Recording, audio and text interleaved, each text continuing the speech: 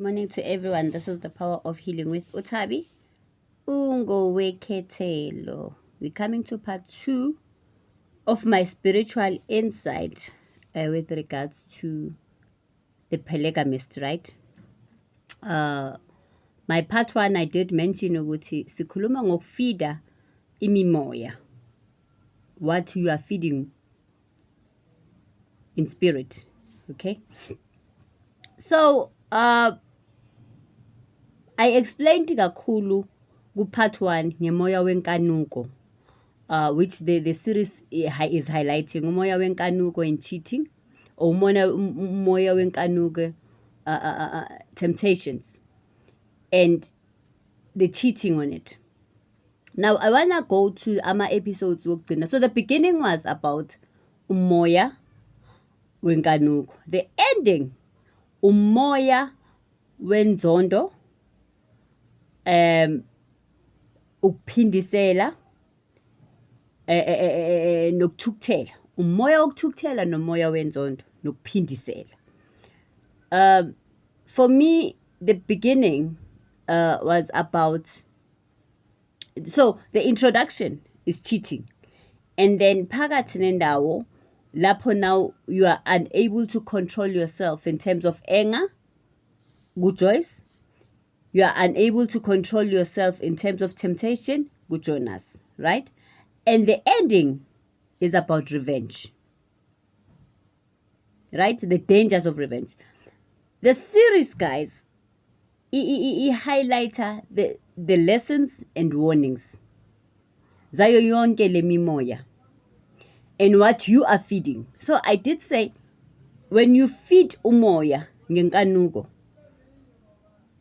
kwenzeka lezi zinto ezenzakalayo as I've explained part 1. Now part 2, I want to talk about because the beginning was all about Jonas, but the ending is all about Joyce now.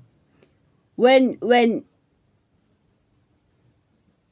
Joyce found out cheating now and what was happening, she invited now the spirit of anger, the dangers of his spirit of anger. She invited hatred. Imimoya has to feed on something. The more you do it, the more you feed.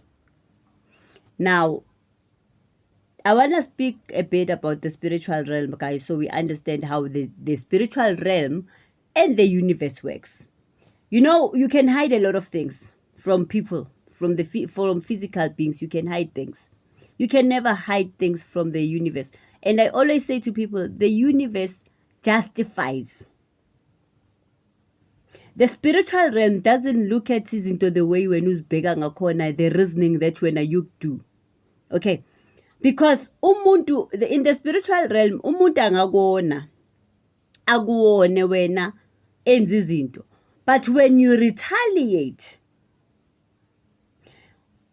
uthola ukuthi lokho yena bekakona ngakho sekukuncane compared to lesono wena sowusenza. And that is what the universe is all about. Yes, uThabi ungonile, but uThabi maseka react in a certain manner, akusabhekwa isono lesi esiqalile, sekubheka ukuthi lo irresponse yakhe yini. That is why kunesisho sithi, guys, be careful ukuthi ugubhela bani ithuna. Kube nale ncwadi ethi izono zabazali ziyowela ebantwaneni. Kube lesson about forgiveness. Forgiveness is very important, not only to forgive the person that has done you wrong, but to forgive indlela wena ofila ngayo. Forgive yourself for being part of it. Not ukwenzile, but you are affected by it, but you need to forgive at some point, because forgiveness with anger without forgiveness, guys, is dangerous. It kills a person, right?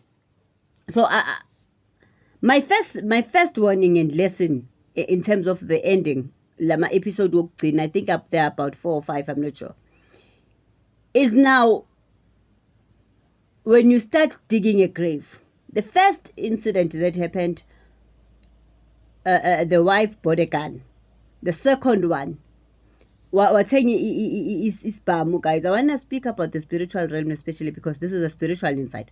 Wathenga isibhamu ezama ukudubula ithonga, as you say, Liga Jonas did not allow that. Yes, you will feel the side effects, but the impact that's supposed to happen in most cases, masititina you are protected amathonga. They might prevent the impacts lente thunyelwe kodwa ama side effects you will always feel it. Now she wanted to shoot him. Azange kwenzeke lokho sawa isibhamu. That was the first one. Now she was inviting the spirit of anger and revenge. And then the second one was zama ukumbulala ngepoison. Still amathonga azange avume. Because there would not be a lesson in that. Bekuzobukeka ukuthi vele she's retaliating because unkosikazi and ufuza ubuhlungu. Ubuhlungu, guys, khona lapho ubuhlungu fanele kube nama boundaries nama limits, because do not be angry uzudlulele line esibekelwe yona as human beings.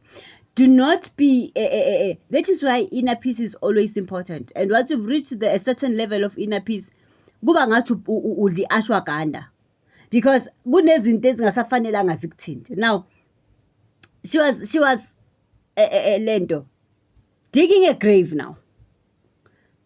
Digging a grave for someone.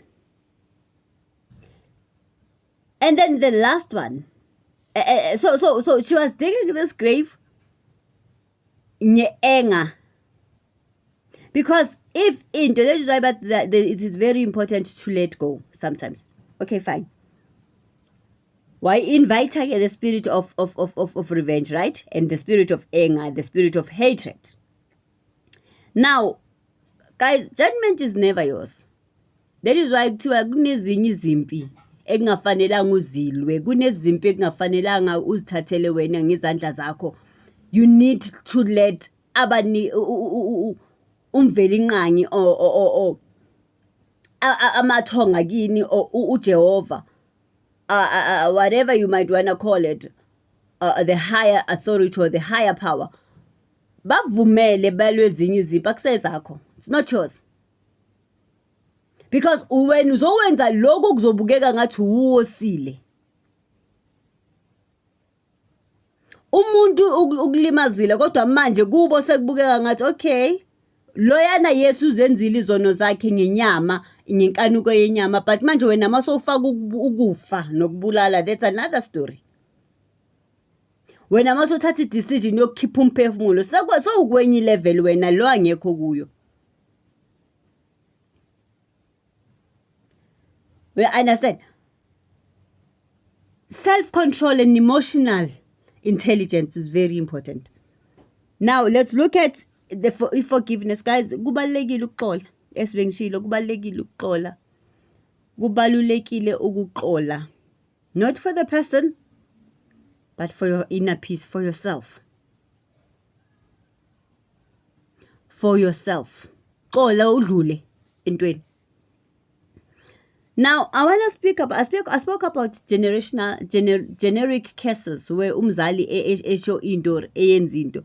Guys, awukwazi ukuqalekisa umuntu, especially umuntu onengane naye bese uthi umqalekise ngiqalekise ithize, because igazi leingane zakho ne-DNA yakhe ikhona, imprint ikhona enganeni zakho.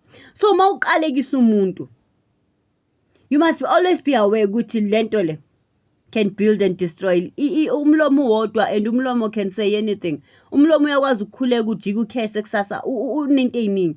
So you need to be careful of what you say with your mouth. Uqalekise. I remember when uJoyce said to ekugcineni ngesikhathi sokugcina ngama hours okugcina lapho yonke imikhathi imamele, because ukuhlukana komuntu komoya nenyama kunemikhathi efanekime kumamelwe izinto. Asikho isikhathi esibalekile njengaleso sikhathi, guys. That is why umuntu before omunye uyaxolisa mayizodlula omunye asikho isikhathi esibaleke njengalezo. Now ngaleso sikhathi wena you go and confess to the universe ukuthi mina ngenze so ngayenza so ukuze wena uzithole lapho khona, forgetting ukuthi kunomamele. And then amazwi akhe okugcina washo ukuthi okay yime uyabona ukuthi ngoba besekaphethwe umoya wenzondo ne-revenge, azange kusaba ne-control yokuthi lento ubaba ingane zami lo kuseney'ngane ey'philayo bese-ke enza nje wakhohlwa ukuthi uzele intombazane uzele umfana. Chances are intombazane ingahlangana nendoda ezomenza same things, chances are umfana angayenza same thing kwezinye iy'ngane zabantu. Uthe lapho seconfessa ukuthi yimi engakuthengela intombazane ukuthi izokufaka igciwane, yakwenza so yabona besekadlulile yena kulezi lo azenzile. Wathi umenzi akeze ukufana nawe. That was the biggest mistake that she said, because DNA yalo. Now it brings me to my next point, which is the universe will always justify. I-universe yathi okay, there was no reason for umenzi to go and sleep with uLindani, guys, because there had been rejection throughout. But because sekebhalile yena wathi akeze ukufana nawe, amathonga, the spiritual realm nathi sifuna ukukubonisa ukuthi kuhamba liphi igazi la. Yena isiqalekisa sishilo ilamagama ukuthi ngeke afane nawe. That was the biggest mistake that she did, because lapho bese kuthiwani, lapho bese kuukuthi it's a curse, it's a generic curse kumntanakhe. Ngoba manje uzofaneke alwe impi ethi angeke afane nawe. Impi yakhe yomoya try by all means ukuthi angafani. And manje seyenze ini? Seyenze impi.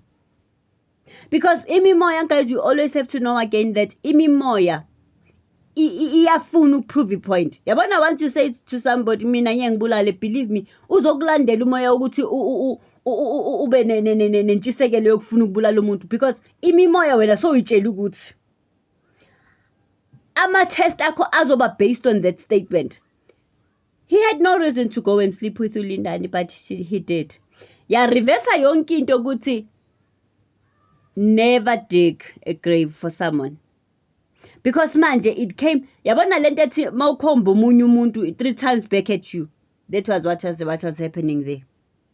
3 times back at you. Ibuya kuphi? Esishene esithini koshayeka ingane. Asibalelwa ngesikhathi neminyaka, the ayikho into a patient in terms of izinto, in terms of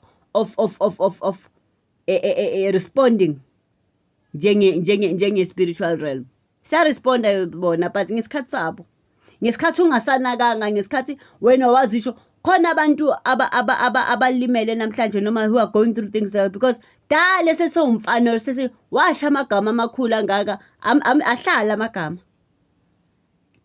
Ibalulekile indaba yokuthi sifundisane ngamagama esiwakhulumayo, guys. Stick and stones may not break you, but words will definitely. So Shidage grave yena ngokwakhe as umzali wakhohlwa ukuthi kunalento ekuthiwa inkaba. You know, when you go through things, guys, fanele ku understand ukuthi konke kwehlele ezantsi. What you feed yehla iyosha. The reason why ukuthi bathi be careful, because it's nalento ekuthiwa inkaba. The ilendo umbilical cord sonke sinayo, and ayikho into esebenza njengaleyo, ayikho into esebenza njengegazi, i-DNA. Guys, as much as ungazisho izinto eziningi, but don't feed imimoya, don't feed imimoya, don't feed yabona lama spirit of revenge and anger and hatred and none. Rather move away from that. Move away from the situation ezokufaka lapho,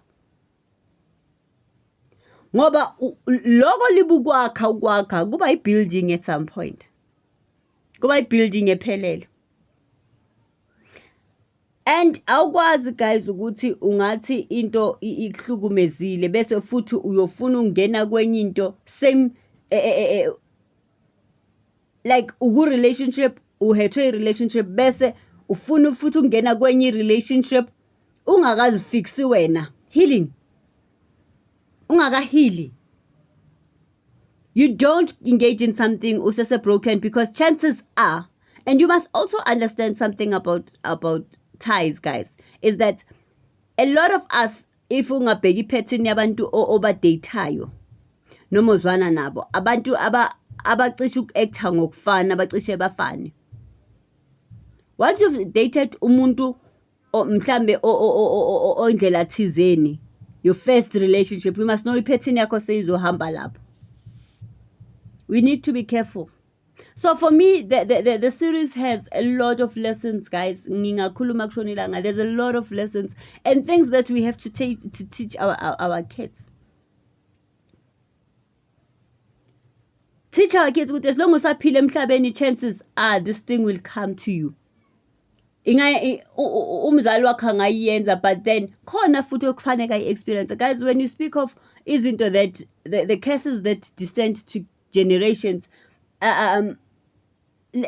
kuqale somewhere. Uthola ukuthi abanye ekhaya begana divorce. Uma ngale wonke ku-generation ne-generation kunaleyo history. Gana divorce, because into eseyikhona.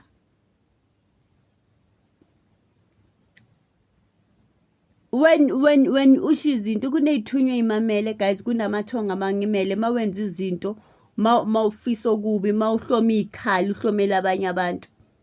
You must always remember the universe will always justify. The universe will justify the innocent, because yes uJonas was committing so many things ezibhlungu in terms of inyama, but umoya wakhe, he never left anybody out. Eseba engage kanjalo elala nabo kanjalo, akekho noyedwa kwathiwa uke wamshiya somewhere nani. Be careful of what you are digging. Be careful of what you are feeding.